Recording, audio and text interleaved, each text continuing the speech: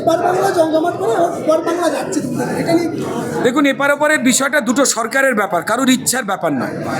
কেমন, বাংলাদেশ চিরকাল জন্মেছে ভারতবর্ষের সাহায্যে। বিপদে পড়লে এই দেশে চাল, আলু, ডিম, এই কদিন আগে ওদের প্লেন ভেঙে পড়লো, সেখানে চিকিৎসার জন্য ভারতবর্ষ থেকে ডাক্তার পাঠানো হয়েছে। এটা কিসের নিদর্শন? ওই দেশের কিছু লোক বলেন যে লুঙ্গি পরে কলকাতা দখল করবো, আমাদের কষ্ট লাগে, এসব কথা বলা উচিত নয়। কিন্তু তা বলে কেউ যদি দুঃখ দিয়ে আমাদের কথা বলে, আমরা কি তাদেরকে খারাপ বলবো? না। ভারতবর্ষ বসুধৈব কুটুম্বকম চিরকাল বলে এসেছেন। যারা এই কুটুম্বিতা নিতে পারেন না, সেটা তাদের সমস্যা, আমাদের না। আমরা চাই সব কিছুই সব জায়গায় রিলিজ করুক, কিন্তু তুমি আমার দেশকে, দেশের মানুষকে আঘাত দিয়ে, কষ্ট পাইয়ে কথা বলবে, এটাও তো হয় না।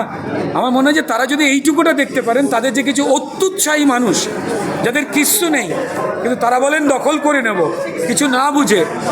অর্থনৈতিক দিক থেকে, সামরিক দিক থেকে পৃথিবীতে চতুর্থ শক্তিশালী দেশ ভারত, তাকে নিয়ে যদি কেউ এরকম কথা বলেন, তো এটা আমার মনে হয় যে তারা এখনও পর্যন্ত শিশু পোনা ছাড়তে পারেনি মন থেকে। তারা সরল, তাদের বলবো একটু বাস্তবে আসতে, একসঙ্গে নিশ্চয়ই ভালো ভালো কাজ হবে।